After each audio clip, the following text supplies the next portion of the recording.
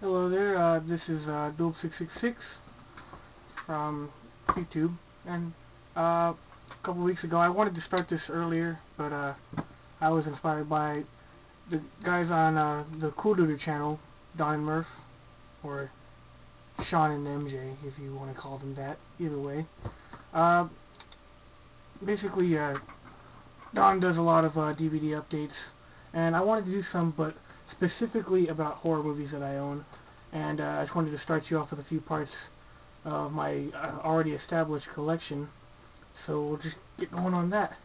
Anyway, the first movie I got here is a copy of 13 Ghosts. It's the old one, and it's got Donald Woods and Margaret Hamilton, and it's your typical old school horror movie. I really liked it a lot. It had that old school feel from 1960s, 1950s. It was that type of era, and I really liked it a lot. I do recommend this film. If you want to get a better look at it, that's the cover. If you want to maybe seek that out. Anyway, next up we have a copy of 28 Days Later, and I wasn't too big of a fan of this movie. I'm not sure what it was about. I mean, it was a decent zombie film, but I don't know what it was about. I'm not saying the British can't make good horror films, but I haven't seen one in a while. I'll just leave it at that. No offense to any British filmmaker at all, because I have seen good British horror films, but I'm not sure. A lot of people really like this movie. I don't know. I wasn't a big fan of it, but it's pop it in, see what it's all about if you haven't seen it. It's a decent watch. And next up, I wouldn't really consider this totally a horror film, and probably not even at all, but I really like it, and it's got a disturbing demeanor about it, and it's Stanley Kubrick's A Clockwork Orange, and it's about the dystopian future of Britain, and this guy named Alex and his little gang, he calls his gang members droogs. They go around killing people and just making havoc everywhere. And eventually his gang betrays him. He goes to jail, goes through the system, and goes through this government program and stuff, and it really changes him. I don't know, it's a really bizarre film, but I definitely recommend this film. It's very, very good in my opinion. And next up we have Amusement, and not much to say about this film. I mean, I liked it, but it was weird, and it comes in like the way it's mapped out. It seems to like be in episodes, and I don't really want to ruin anything about it, so I'll just leave it at that. But rent it, pop it in, see what it's about. It's a decent watch, like I say. And this next is a 3-pack. This is the Alien triple feature, and you can see it comes in this decently packaged case. It's okay. Like this. 3 discs, you can see that. Anyway, those of you that have not seen any of the Alien films, I recommend all of them. I loved every one. It was consistently good gore, consistently good storylines. I really like these films. And next up, this comes in 2 4-packs, and these probably aren't the best versions of the films, but they're the Nightmare on Elm Street films. I got them all in 2. And this even includes Wes Craven's New Nightmare and Freddy vs. Jason. And I just want to go ahead and map this out. First film, amazing.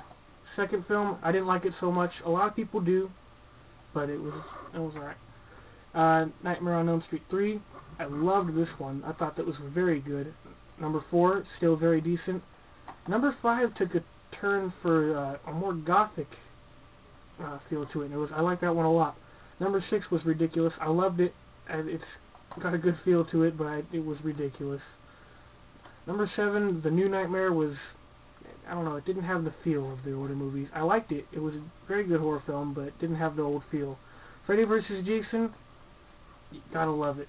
I loved it. It was great gore, decent storyline, very original. Yeah, very original. Next up is the remake of Black Christmas, and it's the unrated version.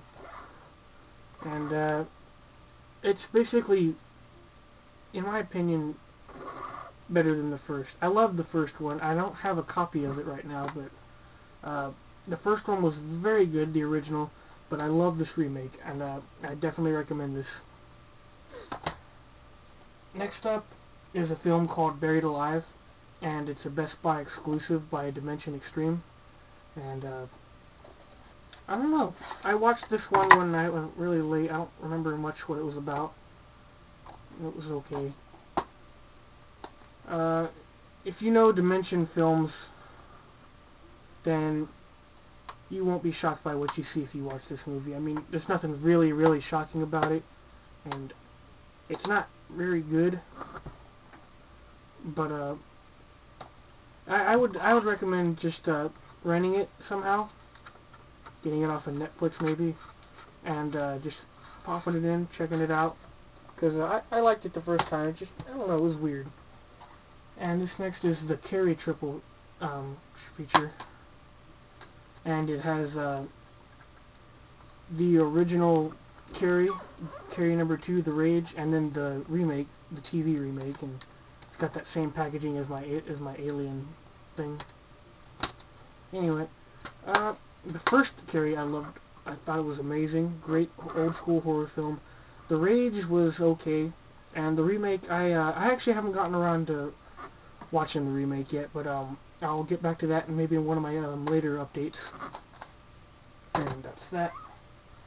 Oh, most people don't know about this film, but it's very good. It's called The Cat in the Brain, by the Italian maestro of horror films. I mean, it's Lucio Fulci at his best, and he basically stars in his own film as the director of many gore films.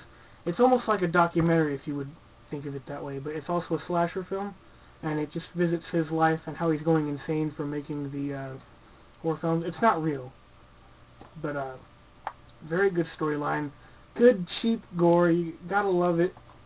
It's a real good throwback, as Don would say from the Cool Duder channel. And this next one, oh, the first Child's Play. Gotta love Chucky. Gotta love Chucky. And I was terrified of Chucky as a child, but I've grown to like him. And I gotta say, the first 3 movies were the only decent movies. Up to number 3, they were pretty good. And especially this first one. This one was very good. I liked it a lot when I first saw it. It scared the shit out of me when I was younger.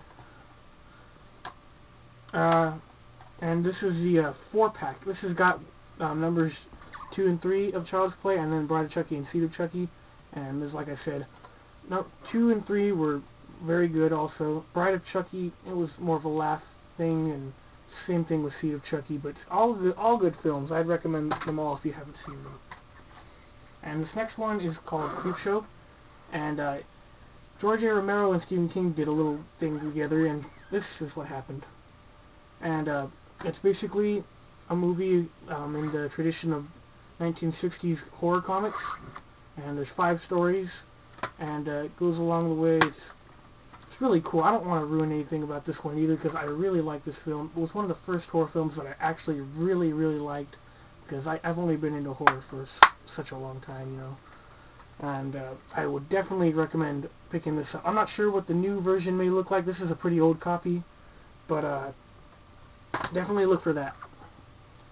And next we've got the sequel, Creepshow II, which was also very good. It's the same kind of thing. It's got that 1950s, 1960s kind of feel to it, with the comic book kind of genre thing going on.